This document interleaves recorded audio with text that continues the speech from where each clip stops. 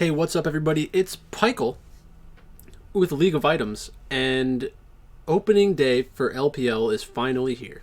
So, I'm about to record another video, but I wanted to get this done pretty fast before I'm done recording stuff for the night, because I do want to wake up and watch this tomorrow morning. There are a couple things to go through, I guess. So, first of all, make sure you follow me on Twitter, Twitch, and YouTube. Subscribe if you can.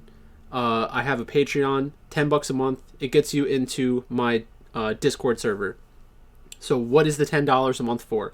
$10 a month is to help support the channel and help justify me spending my time making these kinds of videos and doing all that sort of stuff. As a bonus, and the reason I use word bonus is because I'm not guaranteeing anything, I give out my picks and I'm consistent with it. It's just sometimes, some days they come out late. I have a full-time job. I work over 40 hours a week. I love League of Legends. I love Draftkings. I love DFS. So I do this as well. But it definitely helps when I know that I have people counting on me, and like people who have, reciprocated and helped compensate me for my time. So I really appreciate the support. I know not everyone can support. I totally understand that. And that's why I make these videos for YouTube, so that people still get some benefit from me producing all this stuff without necessarily paying me any money. Two, it's going to be very difficult for me to replicate my success from last year over a season, an entire DraftKings season for League of Legends. But the best parts of my years are the beginning and Worlds. So for the next few weeks, I really truly believe that there's a lot of actionable information that you'll get from me, because there are a lot of unknowns and there's a lot of recency bias, and there's a lot that people just don't really understand about League of Legends, and it happens every single year where you get these gigantic upsets and stuff like that.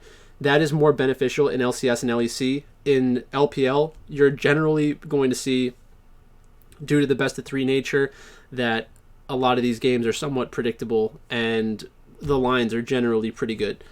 So as an example of what I'm going to be doing for Patreon and stuff like that, I'm just going to kind of give you a piece of my rundown for each match tonight, just to let you know what kind of stuff you might get.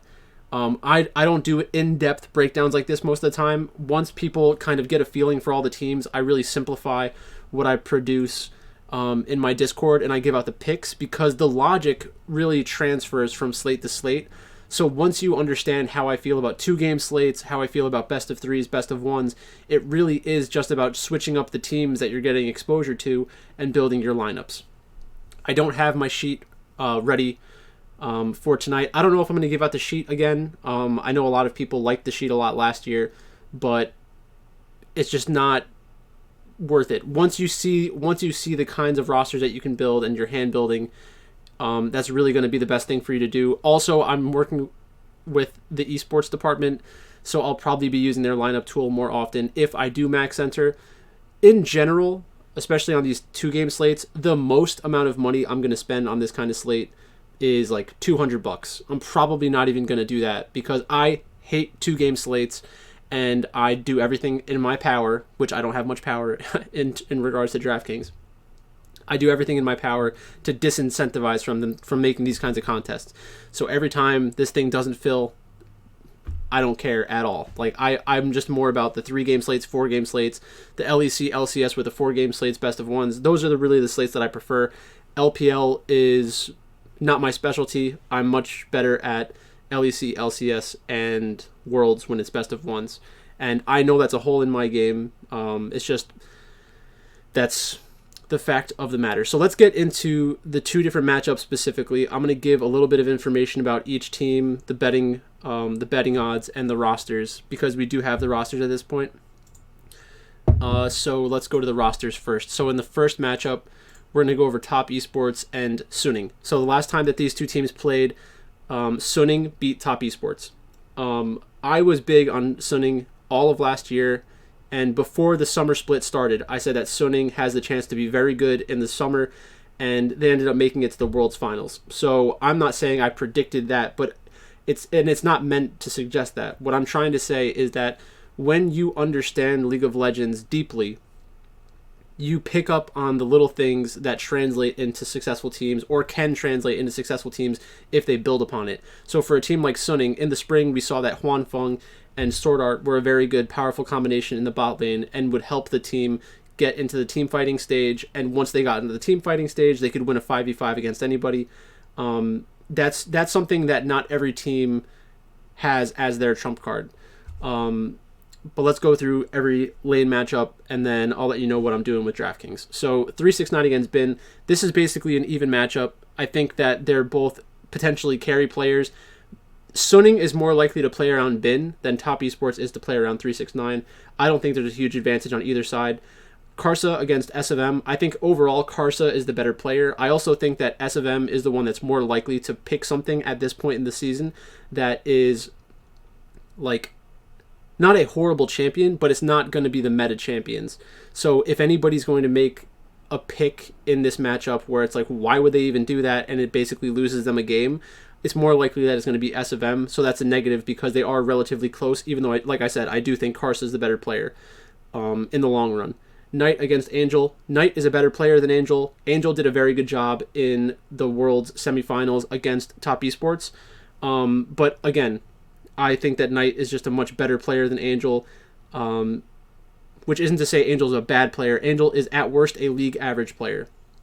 But this is a matchup that's going to be tough for them, unless there are champions that I don't know about that Angel is like just going insane on right now. Next up is Jackie Love and Huanfeng. So Jackie Love and Huanfeng are both very good players. I think that Huanfeng is maybe even better than Jackie Love.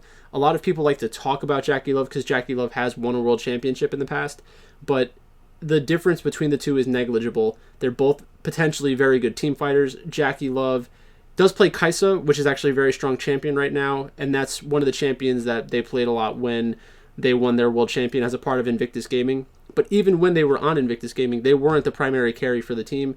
It was mostly about the solo laners, and then Jackie Love would help in team fights. But Jackie Love also has a lot of games where they just kind of die, and people make fun of him for feeding. I don't think it's a negative. It happens when you're trying to make plays, and I appreciate that he tries to make plays. The starting support is going to be Zhuo. I don't know what the deal is between Zhuo and Yu Yanja. I don't know who's going to be playing more often as the season goes on. I do think that Zhuo is a sub risk for that reason. And then this is kind of my big question mark for Suning is what is On going to bring to the team? Is On a player like Keria that is going to come on to an established team and just bring them to the next level, or is that like a downgrade? So that's really what you need to make your mind up on. I don't think that's possible to come up with that determination yet. If Suning struggles because of On, it's more likely to happen now than it is in the future. So that's really where I stand on the two teams. Top Esports is the betting favorite. They have an implied odd of 85% chance to win. Suning has 20% chance to win based on the money line. That means that the VIG is probably on Top Esports. So the book is basically saying it's 85-20 or 80-20 with a 5% VIG on Top Esports. And I think that number is off, but because of the additional uncertainty surrounding Suning, I see how it's difficult to bet on Suning, especially in a best of 3. If this was a best of 1, and this was like an LEC or an LCS slate, I'd feel much better playing Suning. But in a 3-game series, I think it's going to be kind of tough to roster them. I'm not going to go as in-depth as the write-up that I have. I think there's some good information in the write-up that I have as well. But that's just basically the starting point for this. So then if we go into DraftKings, you'll see that Top Esports is the most expensive team for top lane, second most expensive in the jungle, and then most expensive everywhere else, which is really strange to me. They should be number 1, I would think, in every single spot. But the way that the way that the salaries line up, it's going to be interesting to see. Like, can you stack them with the other favorite? I would assume probably not. One thing that you should always try to do is try to stack the 80 carry or mid laner as your captain with the other favorite to just see how inflated those prices are and if it's possible to get them into the same one.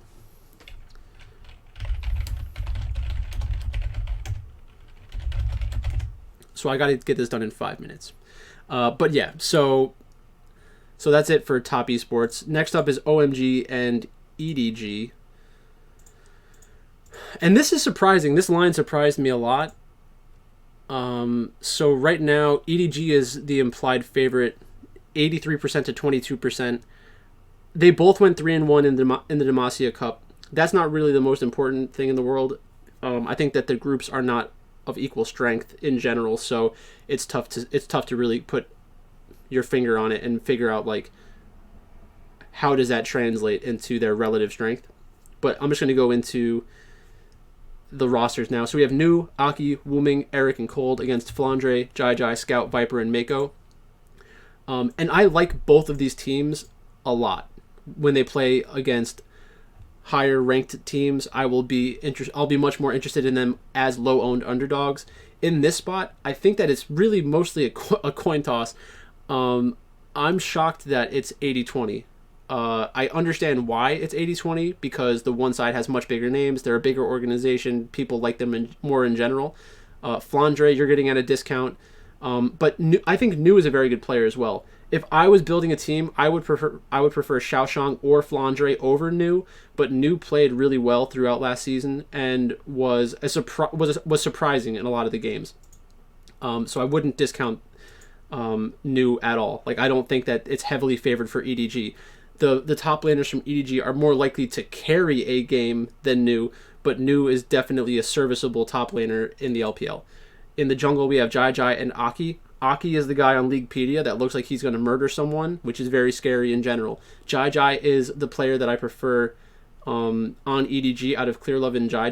Clearlove was their coach last year. Clearlove is like an all-time, he's basically a Hall of Fame player from EDG, and he's one of the most popular players in China, and he went into a coaching role. Now he's back on the team. I don't know how they plan on using them. So we already have 2 spots that are potential sub-risks, especially if they lose game 1.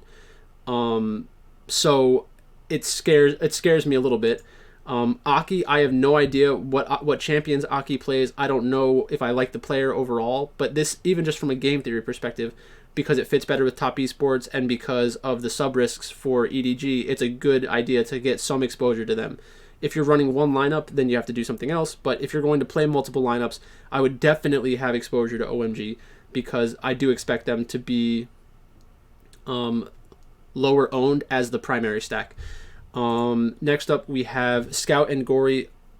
It's going to be Scout, and it's going to be Wuming. So Scout is a very, very, very good player. Gory, I don't know why they have Gory on their team. I don't know anything about Gory. Wuming and Bright. Wuming played very well last year once they started getting consistent matches under their belt. So I do like Wuming. I do prefer Scout, but again, this is a potential sub-risk. I think Wuming is more likely to get multiple games. Wuming is less likely to be subbed out, I think. And the reason I say that is because it's probably I don't think that either should be subbed out. I think Scout and Wuming should play all the games.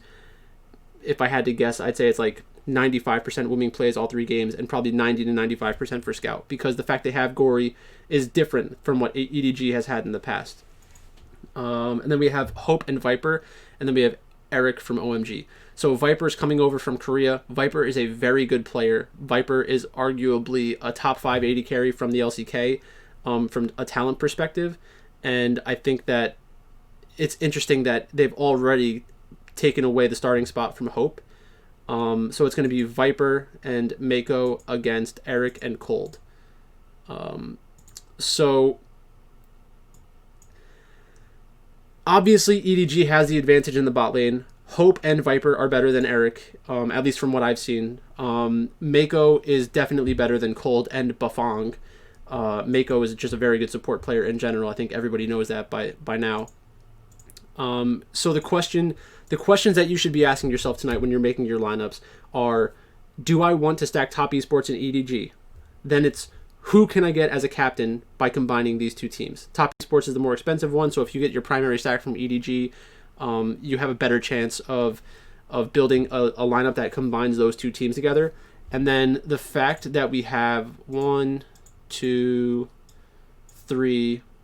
have 3 players from EDG that were projected as the substitutes that are actually starting. So you're getting a little bit of depressed salary, which is actually very beneficial when you're trying to stack these teams together. If I was going to play one lineup in a large contest, and I was trying to get a unique first, I think there's a lot of upside in playing OMG. What you need from OMG is for them to win at least one of the games, and for the other game to be very close, or both of the other games to be very close. And it's definitely possible. I think that personally, I would rather play OMG than Suning in this spot, because I think that while Suning beat Top Esports the last time that they played, unless On is like instantly going to be just as good, if not better, than Sword Art, I think that it's going to be a much bigger impact than having Yu Yanja go to Zhuo. So that's kind of my take on the slate tomorrow. Very happy that LPL is back. I'm going to try to wake up for this at 4 a.m. And that's basically it. If you want to support the channel, support me, support the content that I produce, and get some in-depth analysis, more than what I give on YouTube, come to Patreon. There are a lot of people that are very active. The core of my Discord server has transferred into the new Discord server. So these are people who are constantly talking about League of Legends in the Discord server. When these new slates are coming out, you can bounce ideas off of us, and I'll be giving out my picks. So I guess I should also... I can't really do it here, but on Discord, I'm going to try to keep track of all of my bets again from real life. And last year I did it, but then the sheet broke, so it just kind of ruined the idea. But again, League is back. Watch out for the Infinity Edge podcast on the esports department, and thanks for watching. I'll talk to you later.